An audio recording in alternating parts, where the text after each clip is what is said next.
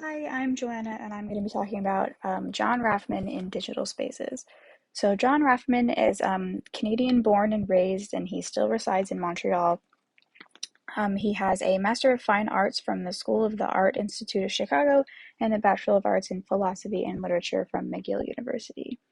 I'm going to talk about two of Rafman's projects, the first being Nine Eyes of Google Earth, which we did touch on in class, and you can see all of the work from that on a Tumblr he has. And the second is Shadow Band, which is a video. It's about 8 minutes long that I highly suggest you go watch. So, Nine Eyes of Google Earth is a huge collection of screen grabs from Google Street View. The subjects vary and the feelings images invoke vary as well, but there's a strong emphasis on kind of the absurd or tragedy or feelings of loneliness or loss. Rafman describes them as memories that no one has had, and I think that's a super interesting way to frame these photos that hold a lot of feelings of loss or loneliness or melancholy that have been captured by a machine, by happenstance. As you know, there's a little car that drives around for Google Street View that has that camera with 9 lenses on top of it. Here you can see some of that range. We have pastoral and then somewhat urban scenes. And the thing I found interesting is that they all kind of radiate some sort of quiet. This one as well is very quiet, kind of a snapshot of this person's life. I think it's really interesting. And this collection is a really solid demonstration of the feelings of loss or loneliness that permeate Rafman's work. We can see this individual that is in distress for some reason or another that was captured by this passing vehicle. We see an abandoned car and an abandoned home. There's absolutely feelings of loss.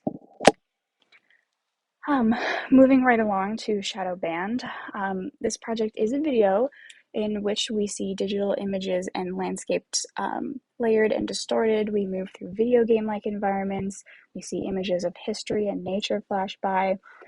There's text in English and other languages that flash by really quickly, so you can't read them unless you pause the video. And the whole time, there's this kind of tense music playing.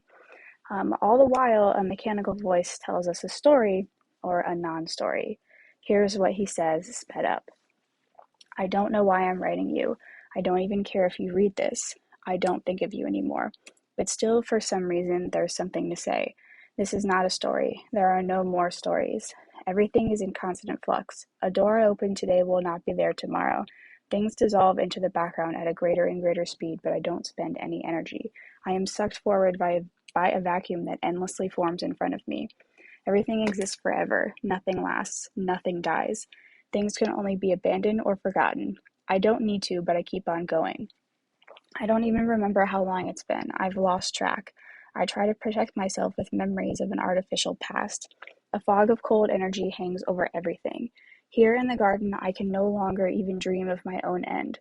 The radiation from the screen is hurting my eyes. I love it. Life as I knew it has ended, but I am still trying to understand what has replaced it. The final act of horror was that the memory of the horror itself was erased. I don't know why I'm writing you. I don't even care if you read this, but still, for some reason, there is something to say. This is not a story. There are no more stories. So I interpreted this video. Here are some screen grabs that I took as pulling the video into this world where technology is everything and life no longer exists the way that we know it. And we're seeing some sort of creature's archive of all the digital information it has collected over an unknown period of time.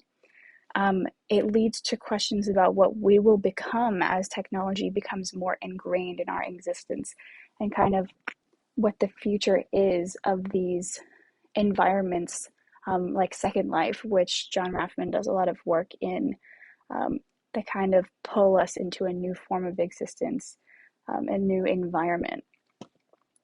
So if you think this is interesting, he has many more videos. Here's some honorable mentions.